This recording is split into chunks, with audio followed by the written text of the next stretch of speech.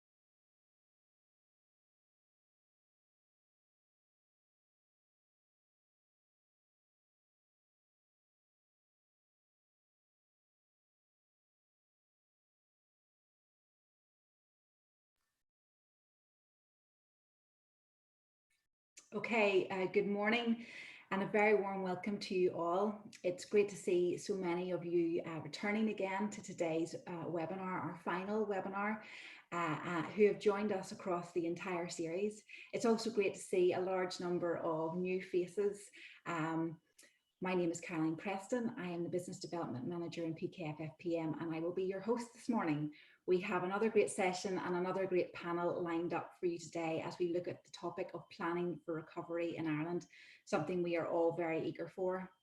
But before I hand over to Shane O'Hanlon from InterTradeIreland to formally open the event and introduce our speakers, firstly, I will quickly do my Zoom host introduction and highlight a few points which many of you could rhyme off better than me by now.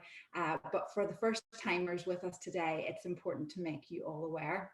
Today's session is being recorded in order to make it accessible to both you and to others on InterTradeIreland website following the event. So please do keep this in mind when asking questions to our panel. There will be an opportunity for Q&A this morning at the end of today's session after both Feargal and Aidan have spoken to us. We are really looking forward to another interactive session again, and thank you to the many of you who have already asked our panels questions throughout the series. If you have any questions for our experts today, please go ahead and submit these in the Q&A at the bottom of your screen at any stage throughout the event. When it comes to the Q&A sections, I will enable your mic and call upon you to ask your question directly to our panel. Polls have made a comeback in part 3. We will issue these throughout the event and these will pop up on your screen as and when they are released.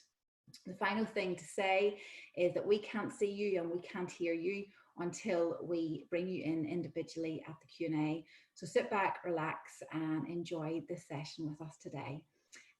That's enough for me. I am going to hand over the floor to Shane and invite him to join me on screen. Good morning, Shane. Over to you. Brilliant. Thank you, Caroline. So good morning, everyone. My name is Shane O'Hanlon and I'm the Funding for Growth Manager with InterTradeIreland. So on behalf of InterTradeIreland, I'd like to welcome you to the final series, the final in a series of 3 webinars, 6 in total, 3 specific to Northern Ireland, 3 specific to Ireland.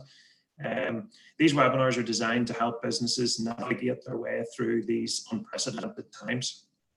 Our first set of webinars focused on the financial supports that have been put in place. The second set looked at cash flow management and funding. And I'm really looking forward to this morning's session where Feargal will focus on planning for the recovery. But we'll also look at leadership, motivation and resilience. I'm also pleased to say that we'll also hear from Aidan McKenna from Enterprise Ireland, who will also be available to take any questions you might have. But before we get started, I'd just like to take an opportunity to very quickly bring to your attention some of the supports that InterTrade Ireland have in place specific to COVID-19 and have been put in place in recent weeks. eMerge offers up to €2,800 fully funded consultancy support and advice to help businesses develop online sales and e-commerce solutions.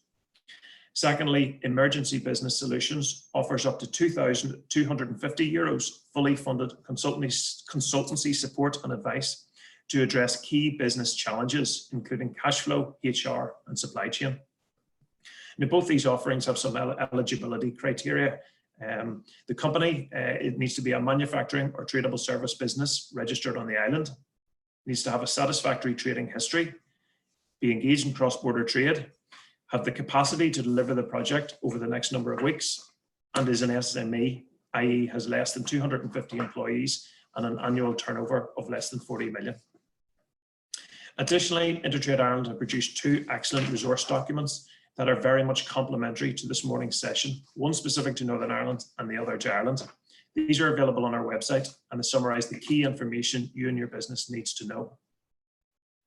Finally, alongside Tech Ireland, we've put in place an online platform in the form of an interactive map, which allows businesses to see who they can work with to combat the many supply chain and manufacturing challenges generated by the pandemic. With all these supports, I'd encourage you to take a look at our website, intertradeireland.com. So before I hand you over to Feargal, I'd like to say a couple of quick thank yous.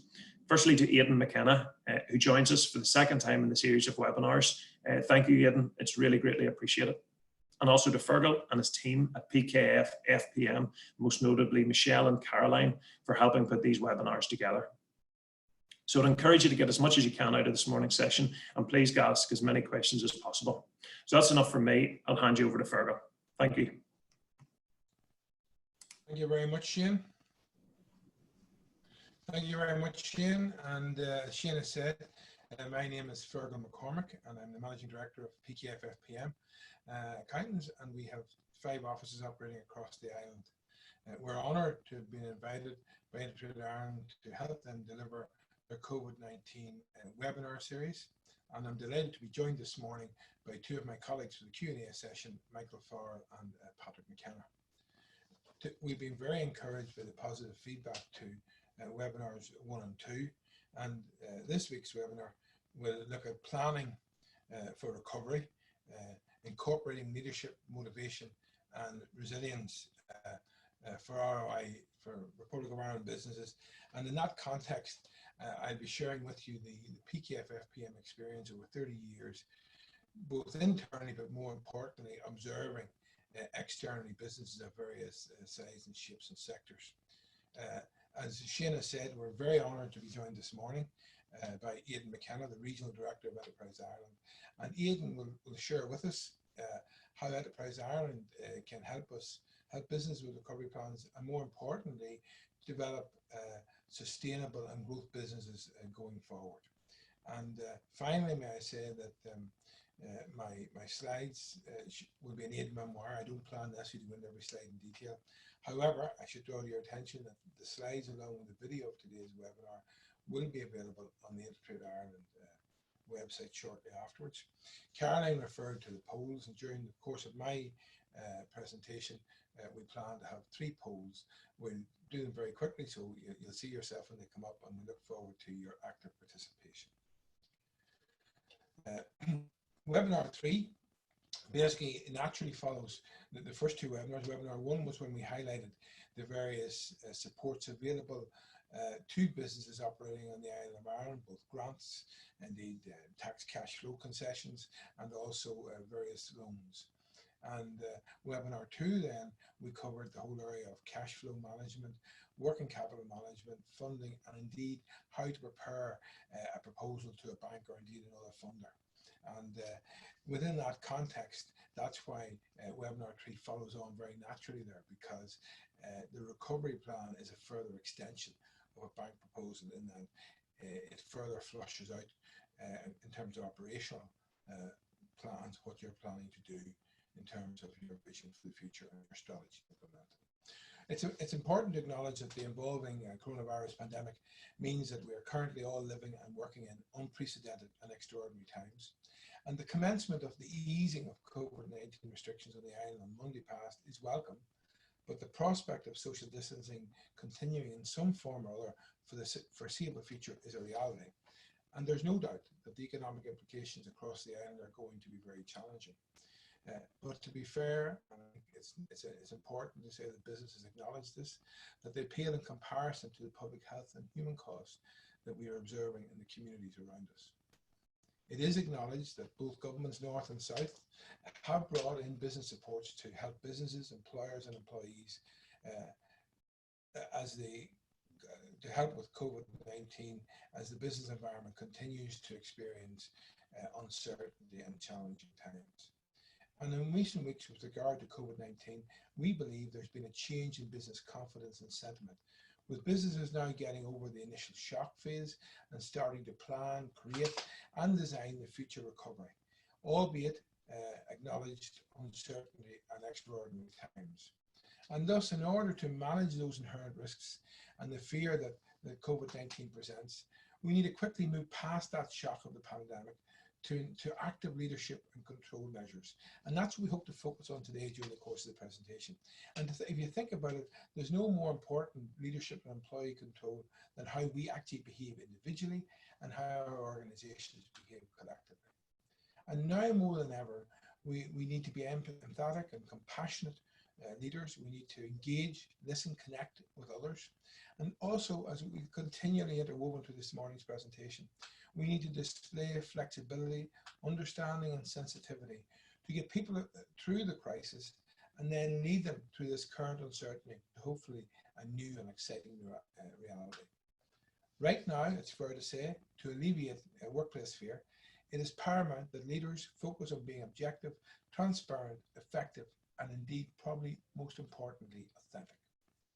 And it's interesting that I was reading a couple of days ago, actually, that the Harvard Business Review reported that, having carried out research on previous economic depressions and recessions, that they concluded that crises are more often overmanaged and underled.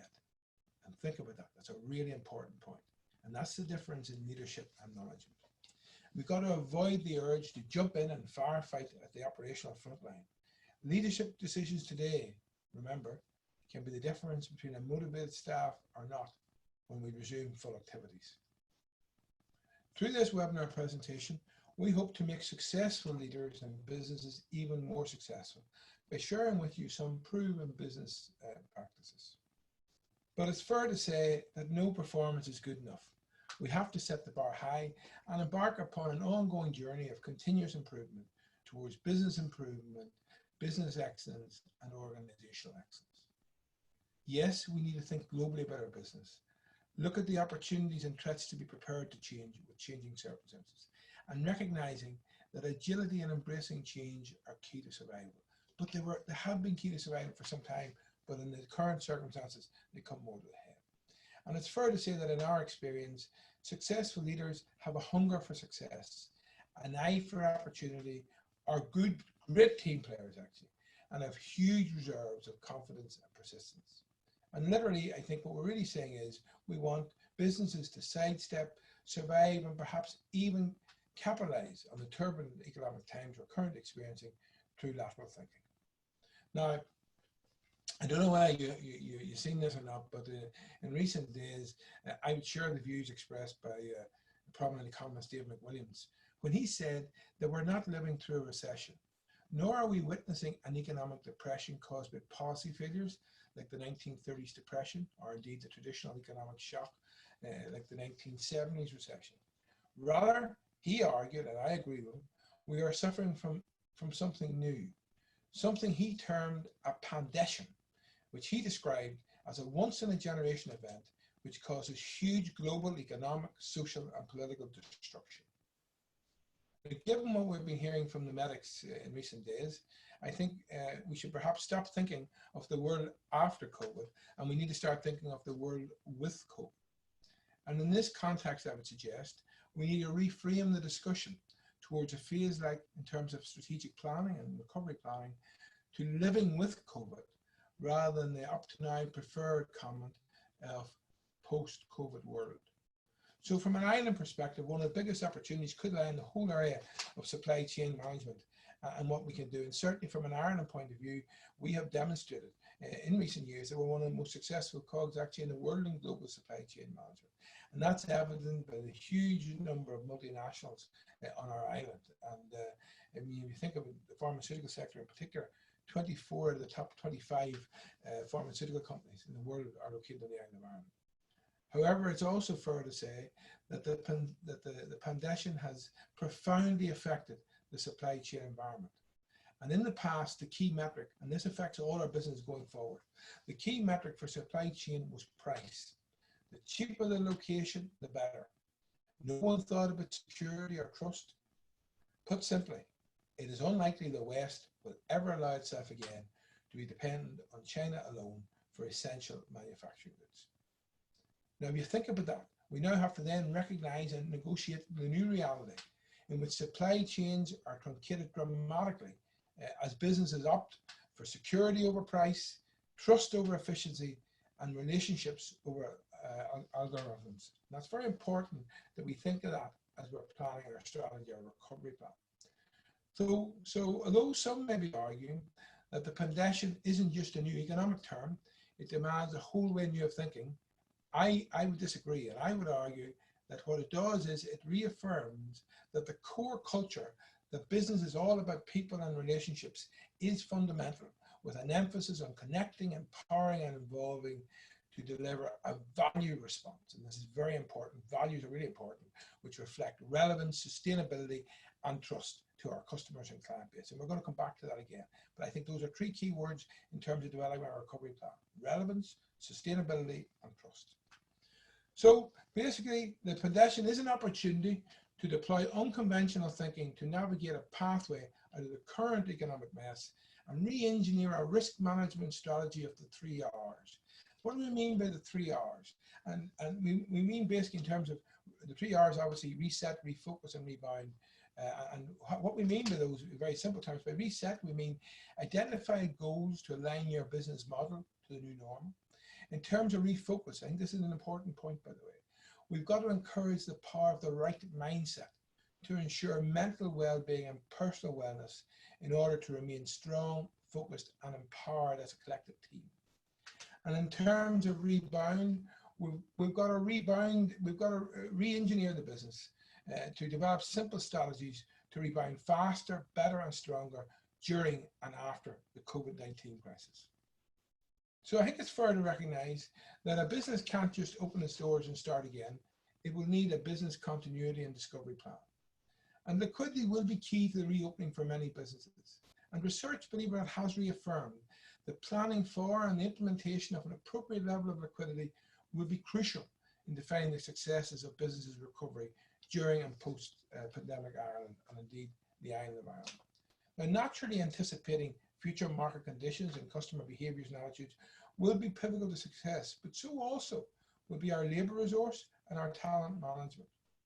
A new business landscape is evolving with expected changes in market and consumer behaviour and attitudes. And we will all have to learn to do business in different ways. As a result, we must focus our attention on re-engineering our business model. And this may involve resizing it to be profitable going forward. And however, it's also important to appreciate that an economic crisis is perhaps a good time to take a holistic look at our business and reflect on what we did before, what we could do better. I see somebody is messing about my screen here. I don't know if you're seeing it or not, but what we could do better, and equally what we didn't do before, what perhaps we should go for now. But across all of this, the business must have strong financial planning and liquidity. Otherwise, I believe it's destined to fail.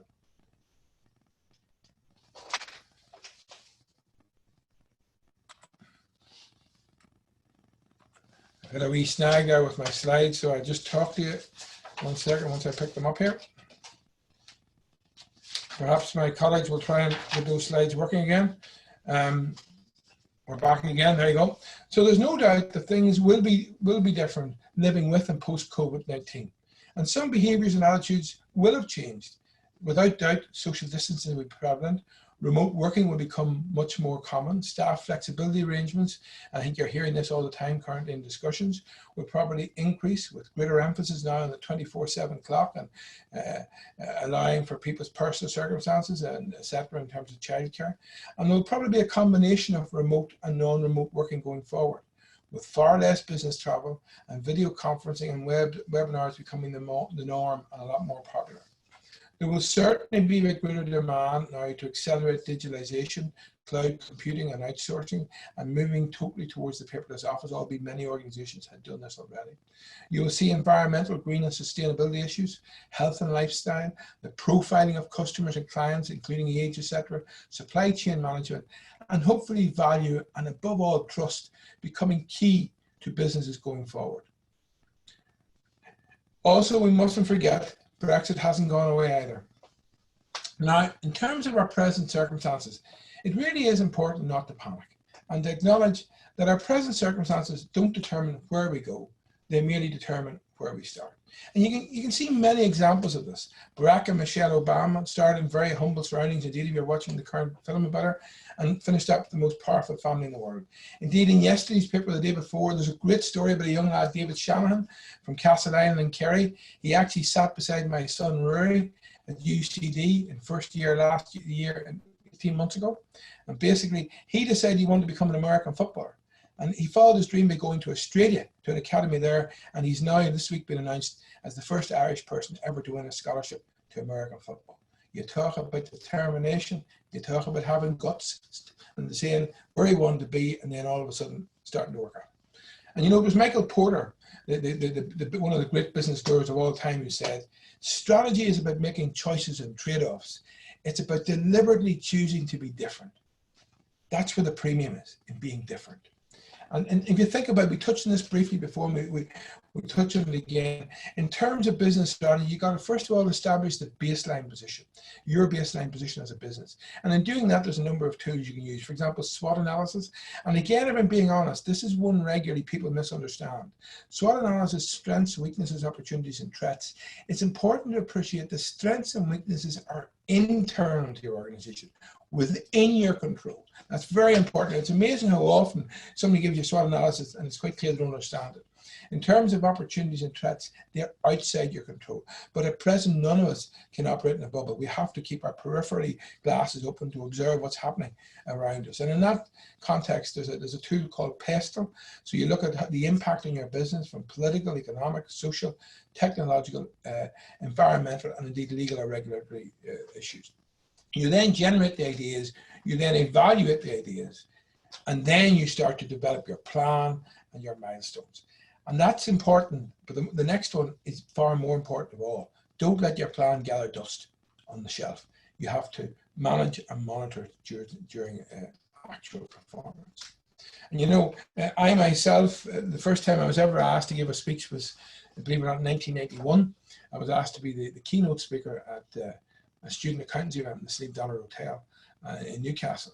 And I chose the topic, I don't care how much you know until I know how much you care. And you know, despite COVID-19 or anything else, 30 years, the guts of 30 years later, I'm more convinced than ever that this is the key to business and life. So as the two Harvard leading professors said, Daniel Gilbert said, what distinguishes great leaders from merely good ones isn't IQ or technical skills, it's their emotional intelligence. And I think Bill Walsh's comment is really key currently relevant to COVID-19. The most important attribute of an organization is the way it treats its people. And you know, if you think about it, and we'll come back to this, leadership is all about the ability to influence. And the most important thing is purpose. It's why. It's not the how and the what. It's your why. Why should somebody come to your business? And then when their why and your why meet, business will happen. And if you think about it, a business without a vision, you can't get any. You must have a destination, but it's key to high performance. And finally, values are pivotal and cultivate the performance. So it's all about serving and caring for your customers, and really it's about earning trust. And certainly, as we have referred to previously in a couple of seminars, we utilize a thing called the PKF-FPM rocket to help us do strategic planning. I've seen plans done on this that probably were as good as ones that were 50 pages, done this in 2 hours. And it's very simple. What it says basically is your strategic plan determines your vision. And then once you have your vision, your business plan accepts that vision as it is and revisits the best way to achieve it. And it obviously, you have culture, which is the glue that joins it all together once you do your structure. And then you have 5 operational plans. And this is slightly different to the bank proposal, because you've got to go into these in more detail. Your products and services, what are you proposing? What are you proposing remarketing and sales? Are you bringing different routes to market, etc.? You could systems and processes, finance, physical resources. And finally, the most important thing, people. What are you proposing for your people and talent management? And that leads us on, I suppose, to our first poll question, which we'd like to ask you. Have you prepared a business continuity or recovery plan? I would appreciate if you would just indicate that by yes or no.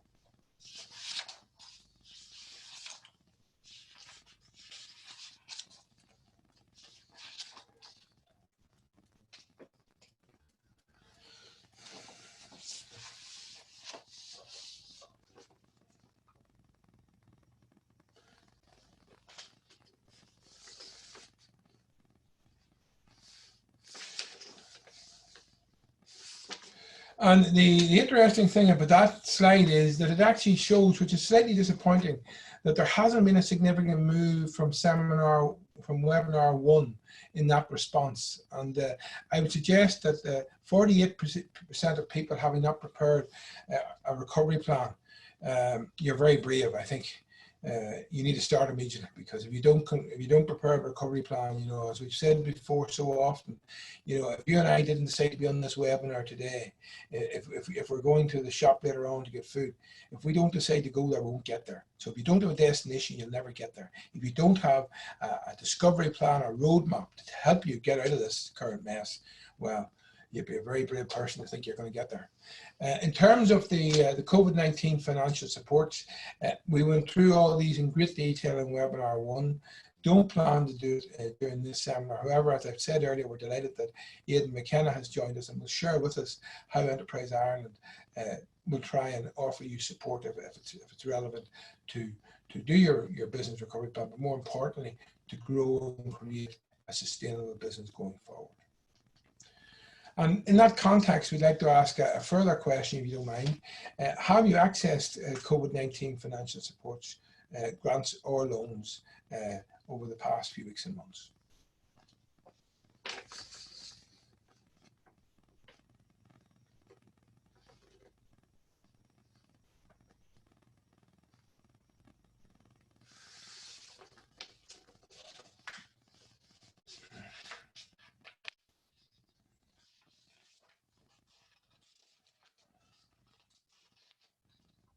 Again, to be honest with you, the results of this poll is also encouraging, because it shows 51% are saying yes.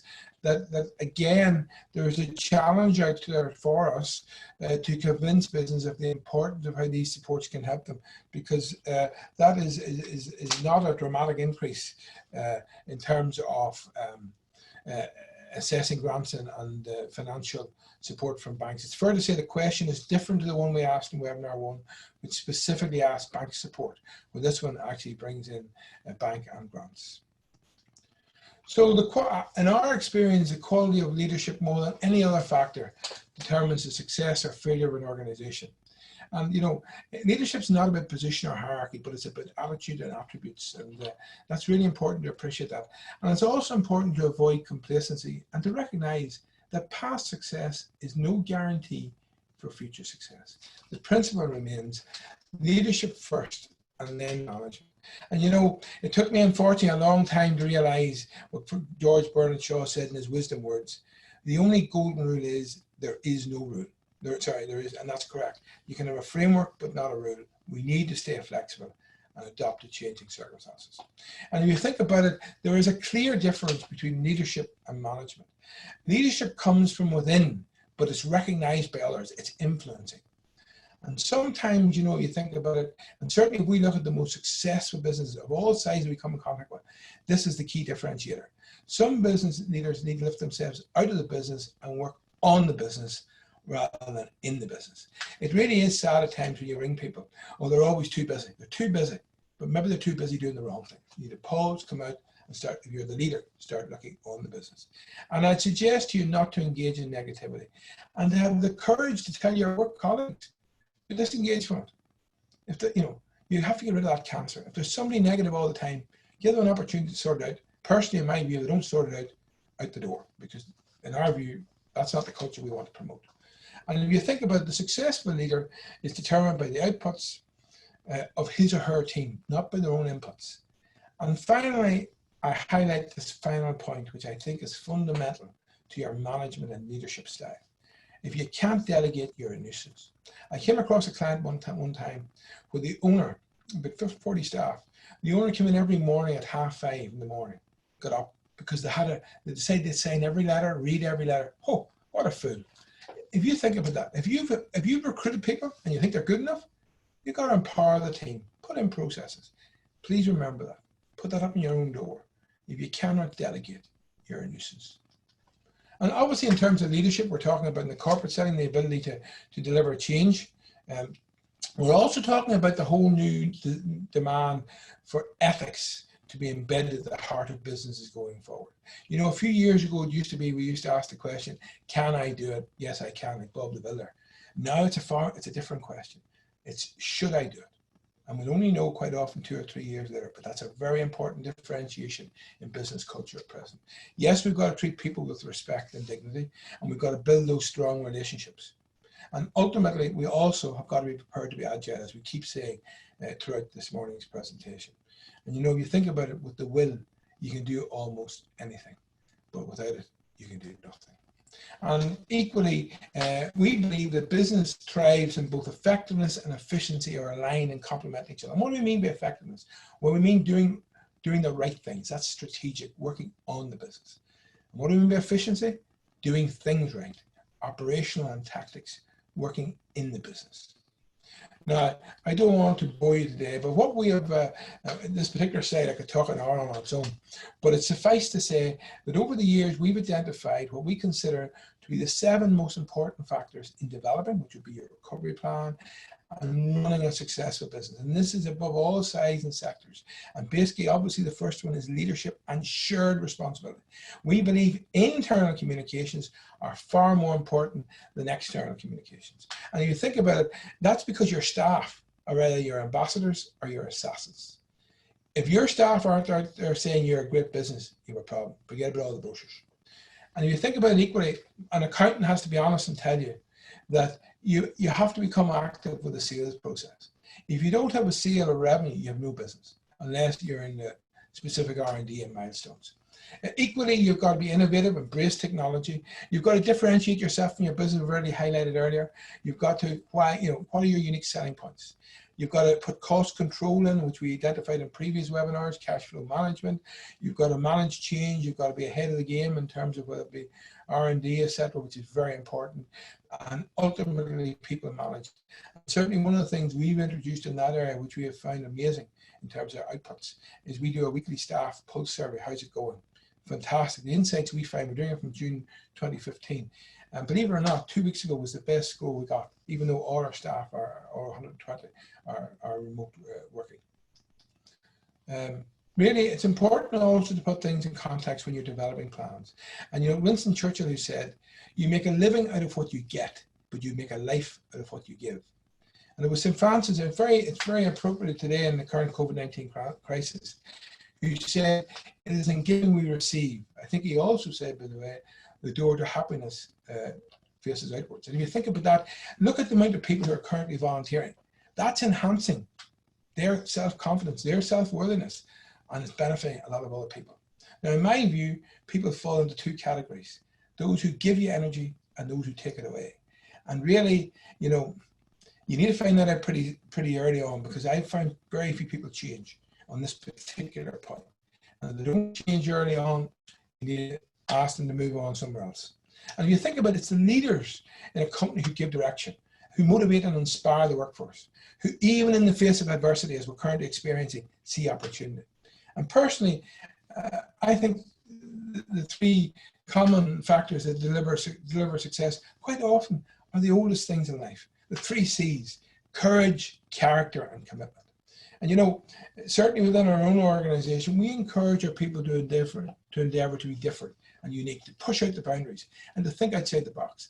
And the reason we do that is we believe this entrepreneurial spirit is consistent with our firm's clients, many of who are business owners and who have unique products and services. But it's also important in the context that we must acknowledge that intelligent failure must be allowed in a mature society. And you know, many people are afraid to fail, but we discourage that culture, because the person who never made a mistake and never failed, to be honest with you, never got anywhere. Now, it's true that we don't like to lose, but we're not afraid to lose. And there is a big difference. Please appreciate the difference. We don't like losing, but hopefully we won more than we've lost. We definitely learn far more from our mistakes. Now, it's fair to say that one of the things, again, it took me many years to pick up, that one of the things that many businesses do is they talk about their features. But it's back to the why that I referred to earlier. Your clients and customers aren't interested in you and your features. They're interested in the benefits your product or service will deliver to them. Now, again, perhaps I'm wrong, but I believe there's only 3 benefits. So the next time you do a proposal or a tender, or you design a product or a service, I think you ask yourself, does it meet any of these 3 benefits? Because if it doesn't, you have a problem. Benefit 1, does it save people time? Benefit 2, does it save them or make them money? And benefit 3, does it give them peace of mind? Now, it's also interesting to share with you a recent international survey which confirmed that 80% of businesses, this was just before COVID, by the way, believe that talent is the main threat to growth. And I personally think ultimately that's correct. And you know, we endeavor to recruit the brightest and the best and develop and retain them. And the reason we do that is we believe in our experience that a small team of A+ players, they can run rings around a large team of B+ C players. And managing talent is fundamental to the culture of your organization. I like the Indian proverb that says, show me and I may not remember, tell me and I may forget, involve me and I will understand. And I think it's also important that we learn from others, because if you think about it, the success of others should be a source of inspiration, not a source of fear. There's enough business, there's enough opportunities in the world. And you know, if you compare, there's so many parallels between business and sport, but if you think about it, winning teams do the ordinary things with extraordinary consistency, commitment, passion, and focus. Now, I believe that collective character is vital to success. And certainly we believe that by focusing on getting the culture right, including diversity, the results will follow. And I think that's really important, because if you think about it, what that means is that recognizes that being of team begins from inside. And high standards must come from within. Leadership works best when our collective team takes the lead. And if you think of perseverance and resilience, we're not perfect. Who is? But our commitment and perseverance will never be perfect. It's important to appreciate that. But we're also going to have setbacks, and we're going to stumble in pursuing any goal we set, most likely. However, the important thing is not that we have these setbacks, but how we react to them. And perseverance and resilience, in my experience, certainly doesn't mean perfection. It's not often constant. It's not unwavering adherence to commitment, because sometimes it may be wise to exit and decide it's time to move on, try something else. Instead, however, it's usually a series of quick course corrections when you get off track. If you think about it, running a business is a bit like navigating a ship. It may go slightly off course, but with small corrective actions, we can redirect the business back to its desired direction and forward journey. Now, there's no doubt about it. If there's one thing we have to be very clear about, it's very clear that evidence is there in bundles to conclude that you can't do today's jobs with yesterday's method or mindset. And you know, it was Marshall Goldsmith, the award-winning Wall Street Journal, who said, what got you here won't get you there. Actually, he wrote a great book on that very topic. And I personally have always liked Charles Darwin's quote, "It's not the strongest of the species that survives, nor the most intelligent. It's the one that's most adaptable to change." And, you know, there's no doubt about it that learning to ride life's big waves, however difficult the business environment may be, however stressed we might feel, as we reflect each evening, all these things will pass. These are not the challenges that we have to rise to, if you think about it. These are life's big waves, and we have to learn how to ride them. And therein lies the real challenge. So what we're really saying is our perception dictates our reaction. So we better make sure that we perceive what's real. And if we can look in the mirror, and I say this regularly to my colleagues, the most important tool I believe in any business is the mirror their colleagues have at home.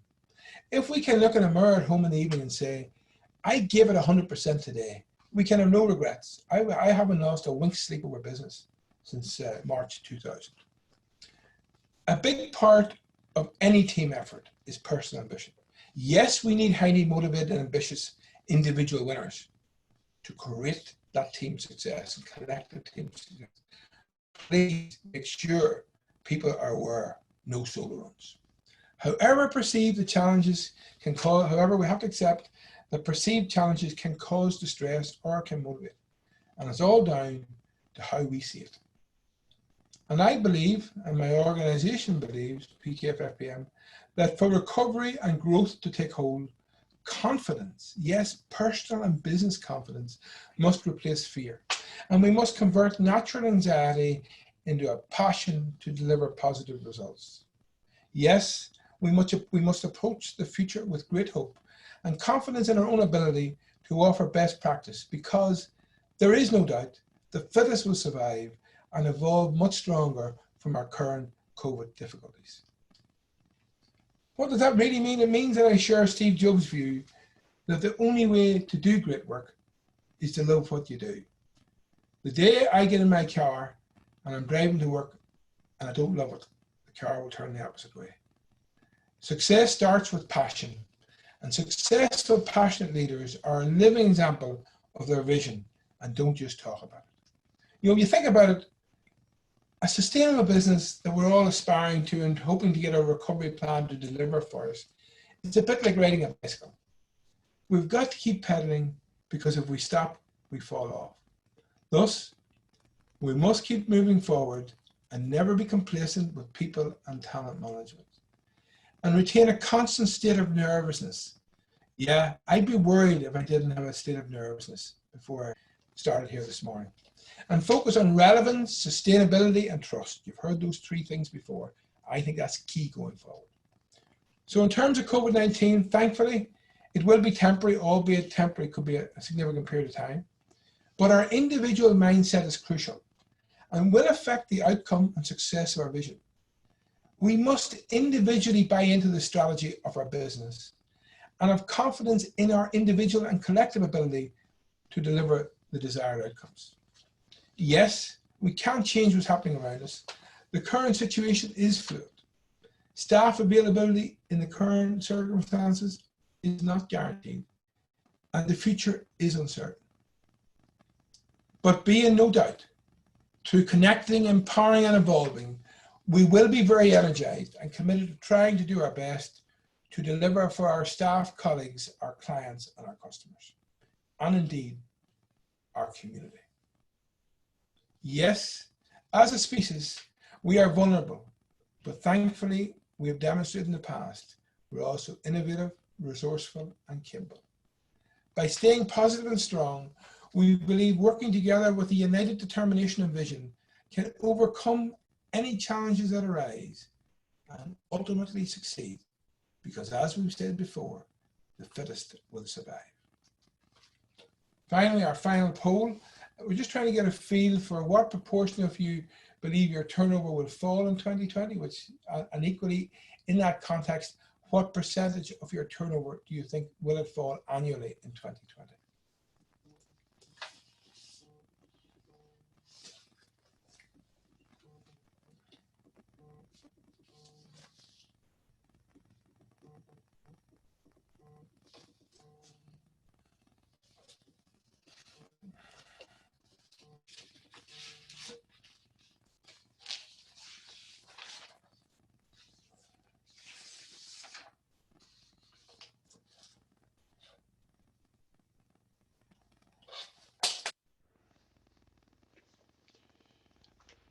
I think interestingly, if I look at those results, the interesting point is, which is encouraging, that to 2 weeks ago, people's views here are suggesting a slightly smaller fall in turnover than they were expecting 2 weeks ago. And what that I think is reflecting is what we said at the outset, that businesses are now moving into a more confident mood to start getting on with it and making things happen. So to conclude, I personally, indeed we as an organization, believe that collective character is vital to success. High standards, the 3 Ps, people, purpose, and practice. They must come from within. And if you think about it, sometimes, and certainly COVID-19 highlighted this, sometimes we cannot control the events around us. But we do have the ability to choose our response. Giuliani was a great example of that, the mayor of New York. Wasn't having a great political career up to 9/11. Then look what happened. It was his response. And as sure as night follows day, individuals make choices every day. Individual actions matter and can be a force for change. I would suggest to you, let's try and make every moment count. If you think about it, in the recent past, we have demonstrated resilience and the ability to overcome centuries of political instability and the troubles, and to become a world role model for conflict resolution and working together in partnership. Yes, let our engines start roaring again. I know some businesses have been very busy right through this serving the health sector, but many haven't. So let's restart up our engines and let them roar like they never roared before. Onwards and upwards. As Dr. Martin Luther King said, the time is always right to do what is right.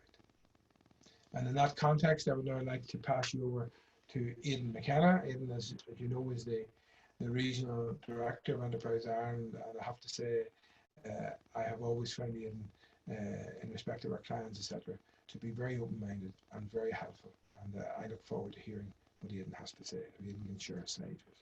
Over to you, Aidan. Thank you, Feargal. Just sharing my screen here.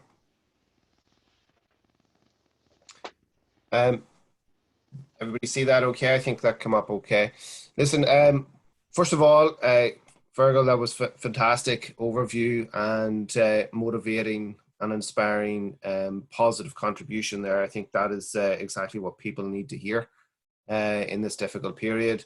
We need a little bit of direction and leadership, and remember a little bit of context as to just the environment we're working in. That, you know, we've been faced with difficulties in the past. Businesses have had many challenges in the past, and this is just a new one. And I think one of the things I want to go over in this next presentation in the next few minutes is really to focus on the things that we control as well. But before I get into that, I just want to thank Shane O'Hanlon at InterTradeIreland and the team there for inviting me on this webinar. I definitely appreciate the opportunity to speak to people that are tuning in online. I also want to thank both Feargal and Caroline for their assistance in inviting me on to this webinar as well and helping me get set up. So today what I want to focus on is really the areas that businesses are focused on at the moment in terms of what we're seeing on the ground in Enterprise Ireland, what companies are doing to respond, what areas they're focusing on, and how our supports might be able to assist them with that. I also wanted to just reiterate the fact that Enterprise Ireland is open for business. We have a remote working plan in place, ensuring that we're providing our services to clients right across the country. We also have our overseas network that are in contact with clients as well, and giving updates on each individual market overseas as to at what stage those economies are reopening as well. And if you're on our newsletter subscription, you'll probably see some of those market updates come through in our newsfeed each week. Finally, or before I really kick off, we have a business response unit that is available for businesses, both domestic and internationally manufacturing and internationally traded services with 10 employees or more. That's the cohort of businesses that we are open to supporting at present. You can contact that business response unit on 01727 2088 and our business response at enterprise-ireland.com. And again, this presentation and slides will be available through InterTradeIreland and also PKF-FPM as well. So again, one of the things I wanted to provide is some insight into what companies are experiencing at the moment. I think Feargal touched on a lot of very relevant areas of initial shock businesses were experiencing the first few weeks of March, and then as gradually as we move into April and May, I think it's fair to say that confidence and return to some planning is starting to kick in. When we, in our business response unit, we have engaged in that period probably with over 2,250 client companies, giving them support and advice. One of the things that is really coming out in businesses, that's a key issue for businesses at the moment, is financial planning. In fact, in a recent survey, over 1,000 companies we've been in touch with in Enterprise Ireland, 34% said they had engaged with either a financial institution, and 1 in 3 of those companies have already put a financial plan in place. And it's actually encouraging to see the poll here this morning on the webinar that 52% have said yes to putting a financial plan in place. And indeed, 51% have, in the second poll, accessed some financial supports, which is really encouraging. Of the 1,000 companies that we have been in contact, 3 main areas of businesses of the business has been negatively impacted, were identified. About 64% identified sales, revenue, and exports has been negatively impacted, and that's obviously understandable. Actually, 53% have said there's been significant impact in staffing and indeed retaining employees. And we've seen that around 34% of clients are having real impact with supply chains. And again, as Feargal mentioned earlier in his presentation, this is something that, as our manufacturing base and our reliance on other markets and other suppliers in other countries for key components and supplies, we're very dependent on other countries for our supply chain. As a small island nation, we import a lot of raw materials, a lot of key components, and that will actually have a major impact in our ability to recover and reopen businesses. It's just our dependence on those supply chains and those key components coming in from other areas worldwide. One of the things that we have noticed in the last number of months is that not all businesses have had a negative impact. In fact, some businesses have had a very positive effect. Those businesses that are maybe in the medical pharma, in that supply chain, that might be providing software for the healthcare, and indeed some food retail businesses have experienced a peak in demand as well. One particular company, it's already been publicized in County Louth, is Belergan Precision Engineering. They're a key supplier in components for Medtronic's ventilator systems that are manufactured in Galway worldwide. This is their hub for major manufacturing of ventilators. Belergan are a key component of the supply chain in that for Medtronic, and they've seen an increase of their business of 6-fold increase, and they're planning to ramp up significantly, and we were able to support them with that, which was fantastic. So again, some businesses are experiencing demand and growth that are in those key sectors, and others we're finding are pivoting into supplying that supply chain. So for instance, we have a number of distilleries around the country that have turned their attention to making alcohol-based disinfectant and are doing quite well, either supplying the HSE or international as well. And as more businesses come back online, that demand is going to be there for a significant amount of time, as employers are going to have to invest more in providing disinfectant and all of the provision that'll go into returning to work as well. I'll touch on that a little bit later, and I'll just move on to our next.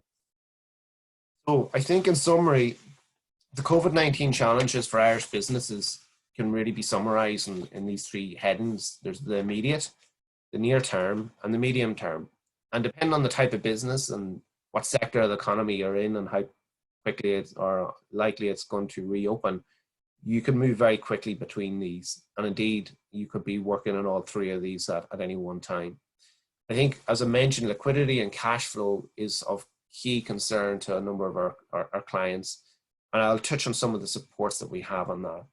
But to Feargal's point, and this is really, really critical, and one of the key points that I want to make here on the webinar this morning, is that we need a plan. Companies need an immediate plan that focuses on their financial requirements, the extra costs they're likely to incur around the return to work protocols, the business continuity, and any other issues in this, in getting back to operating levels again, are going to have to be factored into that liquidity and cash flow.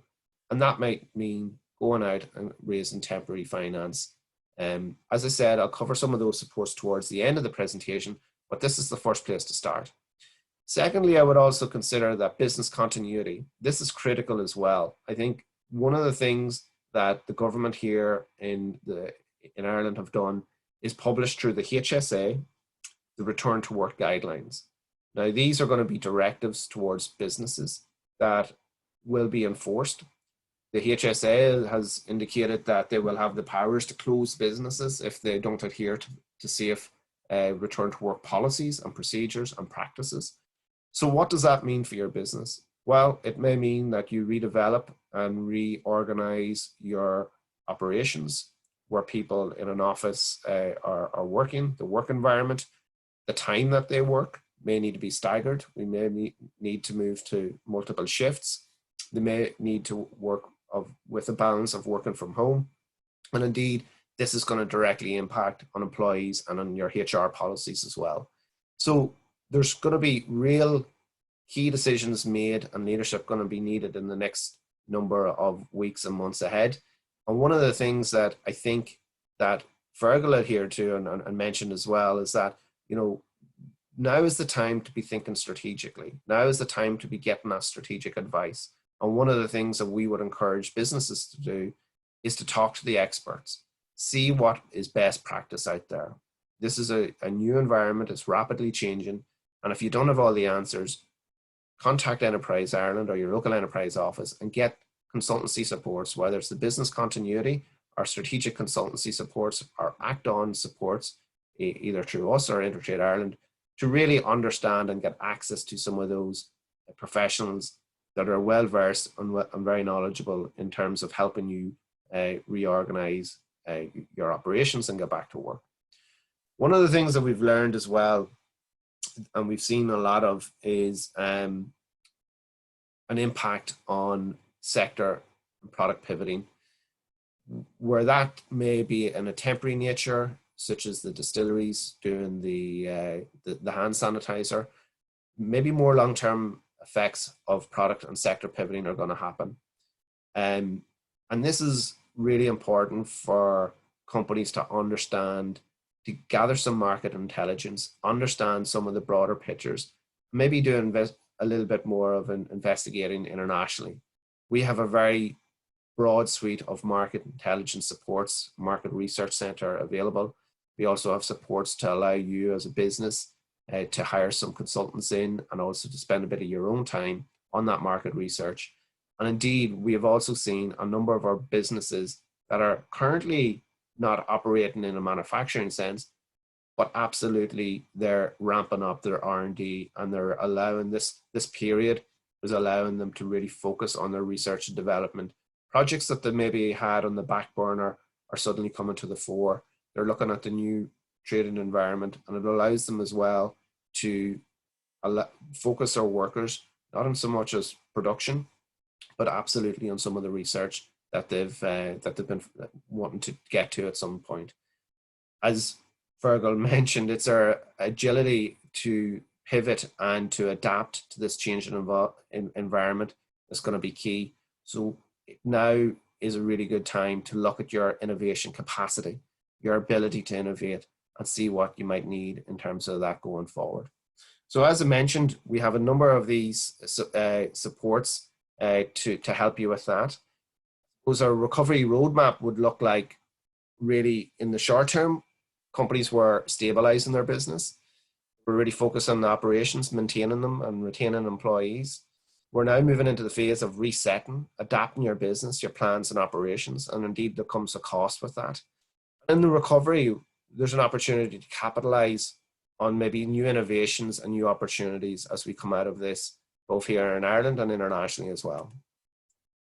While we've covered in previous seminars a number of the business supports that are available to companies, the business continuity voucher and the business financial planning grant are ones that you should definitely be looking at taking up right away.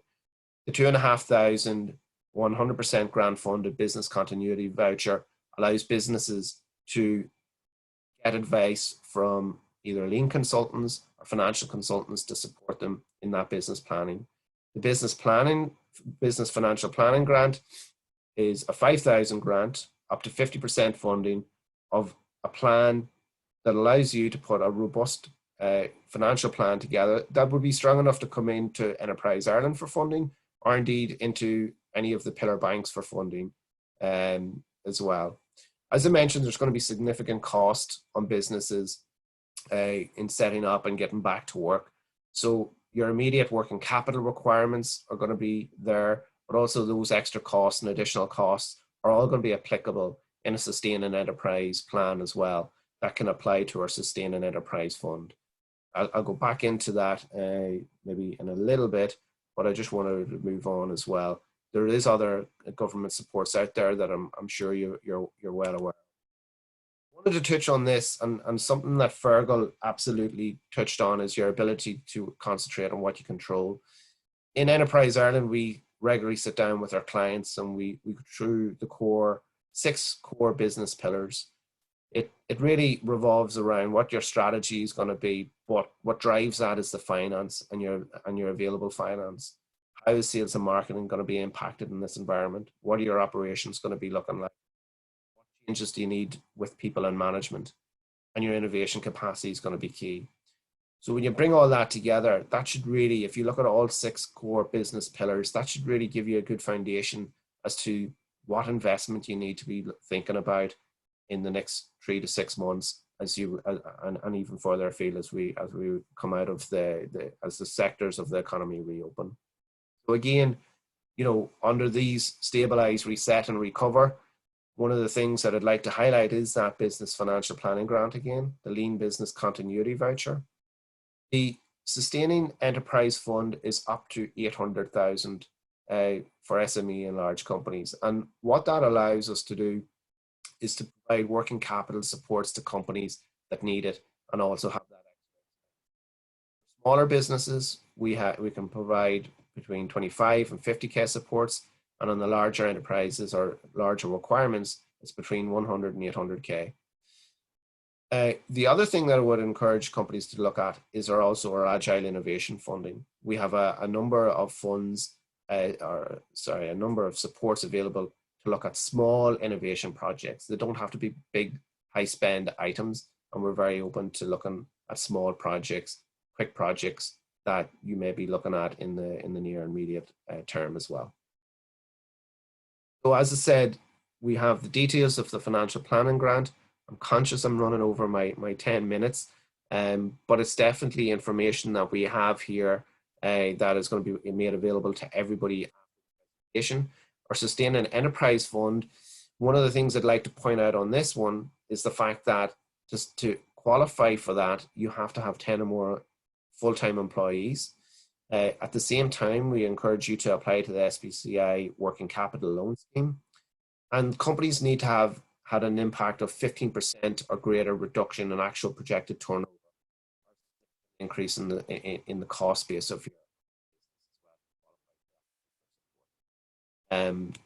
Again, this is all built around a business sustainment plan.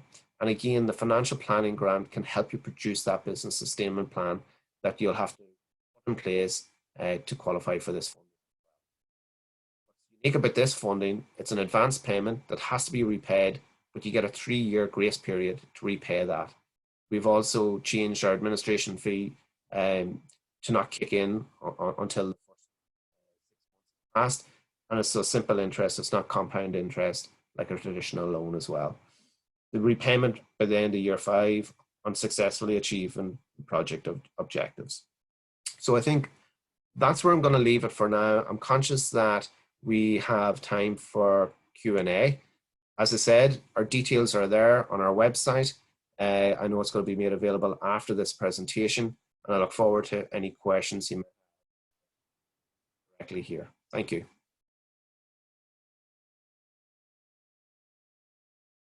Thank you so much, Aidan and Feargal. We have questions coming in, so we're just going to get straight into it. And I'll ask our panelists to come on camera and come on mic. And while they are doing that, let me just remind you that you can also raise your hand if you have a question and you haven't had time to write it. So just wait for everyone to just come on camera. Brilliant, wonderful. So the first few questions are coming in from people who prefer that I read out the question, which is completely fine. Catherine, thank you for your question. Your question's to Aidan. So Aidan, this one's for you. Do you know the percentage of Irish businesses that have applied for funding related COVID-19, funding related supports due to COVID-19's negative impact on their business? And what barriers and challenges have they faced in applying for these fundings? So I know we work very closely with our colleagues in the local enterprise office as well. One of the things that we've noticed there, they had their own, the local enterprise office gave small micro businesses with less than 10 people.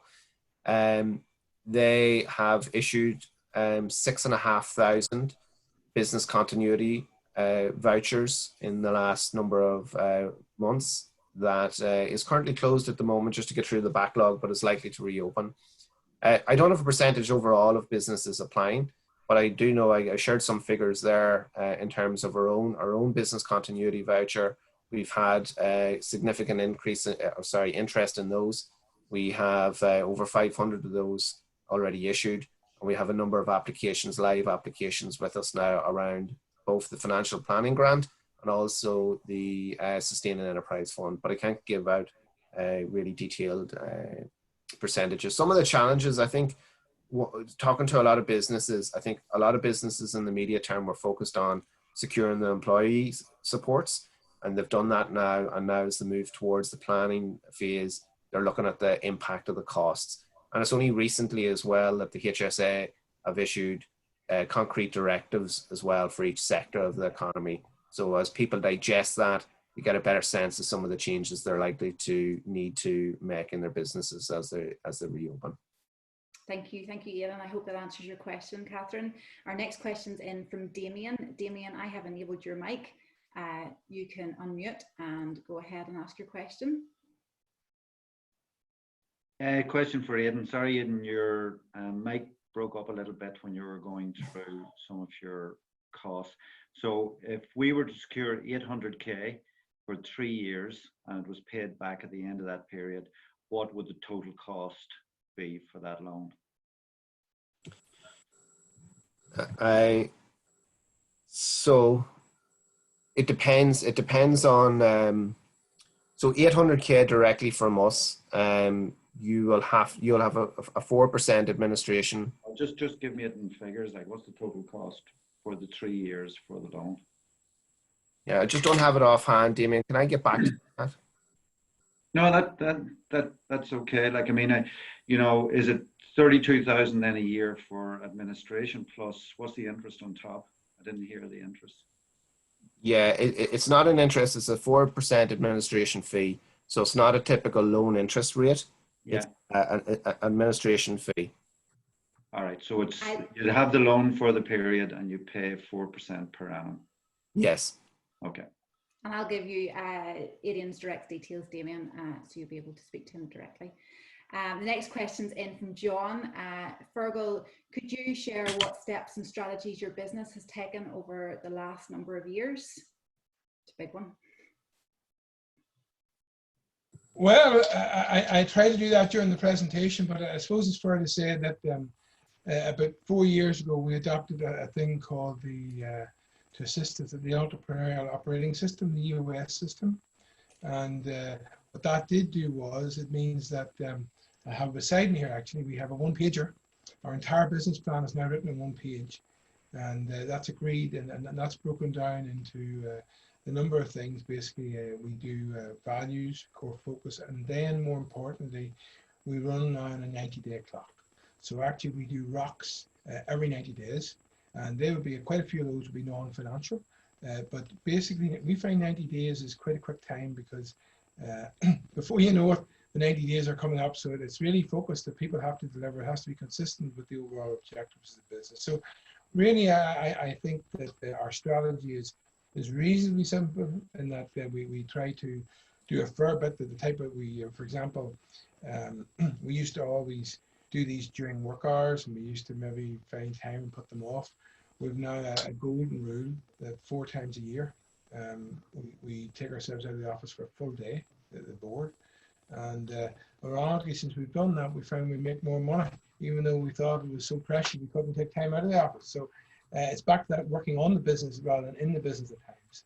So, I mean, our strategy is very simple. Actually, what you've seen during my presentation, if I told you the truth, that's it. We share it with all staff. We do very open, very transparent. I mean, my staff could probably tell you what I earn.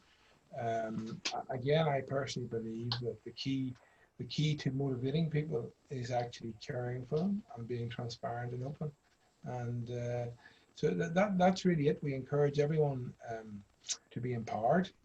And I'd say a few things we've done differently in the last few years, which have impacted. We have a thing that the accountability chart, GWC.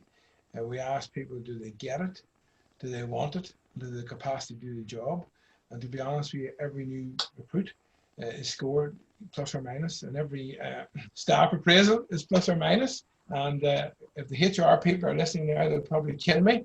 But we've introduced new procedures, which I mean, I don't think we've made anybody redundant in 30 years. I wouldn't, just the way things have worked out. But what I can tell you is that we have this 3-strike rule, and everybody knows about it. So literally, if for some reason leadership believes somebody's not delivering, there's a chat, and a 2-way chat, an agreement of what we expect to see done within 4 weeks. So you're at strike 1 there, and so far nobody's got to strike 3. Strike 3 is after 12 weeks. So either they've moved on, or we've got it sorted out. Now that's dramatic compared to where we were in the past. In the past, quite often we would have maybe kept people on for 2-3 years, particularly the nature of our business. We are doing trainee contracts, which could actually range from anything from 3 to 5 years. And what we found out, and it took us a long time to find this out, that it's very demotivational on fellow staff people if they think they're carrying all the workload because somebody else is not carrying that weight. So rightly or wrongly, and look, we make tons of mistakes, but we're very open, and we have found that being open with people, albeit we learn and we make mistakes. But those type of wee things, we've also introduced, we've probably formalized more a thing called OFI, Opportunities for Improvement. Every meeting agenda has OFIs on the agenda. And we find that it's back to that Indian proverb, the sum of the parts. You're probably getting ideas for every one or two. And I cannot stress how important the weekly pulse survey is. How's it going? We find out so much from that every week. So this is all simple stuff, but it is back to the rocket that I highlighted earlier on. We serve by that rocket, and look, we make mistakes every day of the week. But as I said in the presentation, thankfully, you try to learn from your mistakes. Thank you, Feargal. I think we have time for one more question. This is from Anne. Aidan, just in terms of engagement with Enterprise Ireland, what is your advice in order to find out quickly what is available for my business? Yeah, I think if you already have a relationship with Enterprise Ireland, you're probably in contact with a development advisor. So your first point of contact is probably the development advisor that you may have worked with in the past or currently. If you don't have a development advisor, probably the best place to start is through our business response unit. As I mentioned there, we have a phone number on our website and on the presentation, and it's business response at enterprise-ireland.com. If you're based, let's say, in the Northeast, you'll be directed to a member of the team that's based here, and hopefully we'll be able to work with you locally at understanding what requirements you have for your business. Thank you. Thank you to all of our speakers and our panel. On that note, I'm going to close our Q&A. Thank you for your time, Feargal, Aidan, and our panel for your insights and for your guidance. I hope the audience will agree with me, a very timely session as we move into the next phase of the new norm, responding to life and business with COVID-19. I also want to thank you to those who have joined us, throughout the entire series, and to those who have sent us messages, both to InterTradeIreland and PKF-FPM. The purpose of these sessions was to provide a forum with access to the expertise from many different sources, and it's been great that you have found these sessions useful. Just to remind you, if you've missed any of the session and would like to catch up, this can be done via the link that I have put in chat. They are all available on InterTradeIreland's websites. So really all that I have left to say is until next time, thank you for joining us, stay safe and stay connected. Thank you.